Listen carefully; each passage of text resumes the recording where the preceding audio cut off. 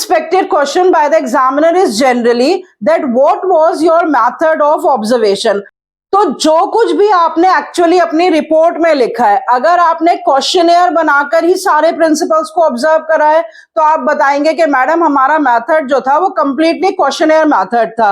लेकिन अगर आपने कुछ प्रिंसिपल्स को पर्सनल ऑब्जर्वेशन से भी ऑब्जर्व करा है तो आप बताएंगे कि कुछ प्रिंसिपल्स हमने बाय पर्सनल ऑब्जर्वेशन भी उसकी रिपोर्ट तैयार करी है। तो उसमें आपको बहुत ध्यान रखना है क्योंकि कुछ ही प्रिंसिपल्स ऐसे हैं जो कि पर्सनल ऑब्जर्वेशन से जो है वो ऑब्जर्व किए जा सकते हैं। अब ये देख लेते हैं बच्चों के प्रिंसिपल्स ऑफ मैनेजमेंट में कौन कौन से प्रिंसिपल्स जो है वो क्वेश्चनेयर के थ्रू पूछे जा सकते हैं और कौन कौन से प्रिंसिपल्स जो है वो पर्सनल ऑब्जर्वेशन की बेसिस पर ही जज किए जा सकते हैं। यहाँ पर मैंने लिस्ट बना रखी है, देख लीजिए कि ये जो क्वेश्चनेयर से रिलेटेड प्रिंसिपल्स हैं वो 9 प्रिंसिपल्स हैं जनरली जो आपको देखकर पता नहीं लगेंगे।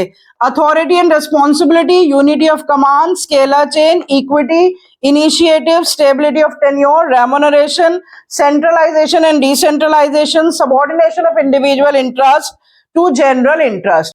और 5 मेन प्रिंसिपल्स ऐसे होते हैं जो ऑब्जर्वेशन से ही पता लग जाते हैं। वो क्या है? Division of work, order, discipline, unity of direction and Spirit D corps.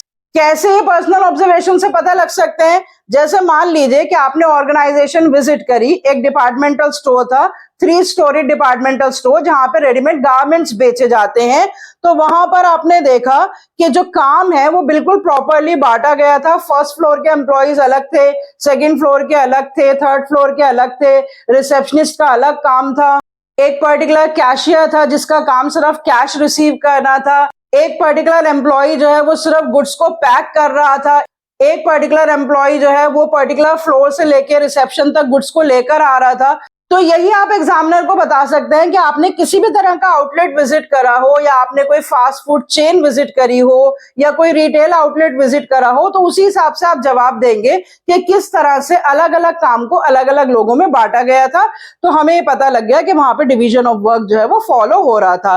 फिर उसके बाद जो ऑर्डर है, ऑर्डर में 2 तरह के ऑर्डर की बात होती है। तो एग्जामिनर आपसे क्वेश्चन पूछ सकते हैं कि what are the 2 types of order that are required in any organisation. तो आप दोनों तरह के ऑर्डर का जवाब देंगे, social order and material order. Social order का मतलब place for everyone and everyone on its place, and material order का मतलब place for everything and everything on its place. तो जो भी पर्टिकुलर आउटलेट आपने विजिट करा तो आपको देखकर ही पता चल जाएगा कि यहाँ पर सारी चीजें बिल्कुल सिस्टमैटिकली अरेंज्ड है, हर एक चीज का एक प्री डिटरमाइंड स्पेस है और हर पर्टिकुलर एम्प्लॉय का भी एक प्री डिटरमाइंड प्लेस है जहां पर वो पर्टिकुलर पर्सन अवेलेबल है। तो इस तरह से आपको पर्सनल ऑब्जर्वेशन से ही पता लग गया कि दोनों तरह के ऑर्डर ऑर्गेनाइजेशन में है, सोशल ऑर्डर भी है और मटेरियल ऑर्डर भी है। उसके बाद एग्जामिनर आपसे क्वेश्चन पूछ सकते हैं कि how did you come to know whether the principle of discipline was followed और नॉट। तो आप बताएंगे कि आपने पर्सनल ऑब्जर्वेशन से ही ये देखा कि प्रिंसिपल ऑफ डिसिप्लिन वहां पर फॉलो नहीं हो रहा था या फॉलो हो रहा था। अगर नहीं हो रहा तो आप बताएंगे कि जब हमने कस्टमर कंप्लेन करी तो जो एम्प्लॉइज थे वो हमारी कंप्लेन के बारे में अच्छे से नहीं सुन रहे थे, इसलिए हमें लगा कि यहाँ पर रूल्स एंड रेगुलेशंस या जो एम्प्लॉइज हैं वो ऑनेस्टी से और सिंसियरिटी से काम नहीं कर रहे हैं, तो यहाँ पे डिसिप्लिन फॉलो नहीं हो रहा है। अगर आपकी कंप्लेंट्स को अच्छी तरह से सुना गया या जो भी एम्प्लॉइज हैं उन्होंने आपको बहुत अच्छी तरह से अटेंड करा तो आप ये कह सकते हैं कि वहां पे डिसिप्लिन फॉलो हो रहा था। यूनिटी ऑफ डायरेक्शन भी अगर पर्सनल ऑब्जर्वेशन से आपको बताना है कि वो फॉलो हो रहा था, तो अगर आपने वहां पे देखा कि हर एक डिपार्टमेंट और हर एक सेक्शन का एक सेपरेट डिपार्टमेंटल हेड था, तो आप एग्जामिनर को बताएंगे कि yes, because there was a separate departmental head, so unity of direction could be personally observe that it was followed in the organisation. उसके बाद स्पिरिट ऑफ कोऑपरेशन की बात आती है कि मैनेजमेंट एंड वर्कर्स या जो एम्प्लॉइज थे या जो मैनेजर था उनके बीच में हार्मनी या स्पिरिट ऑफ कोऑपरेशन आपको दिखाई दिया या नहीं।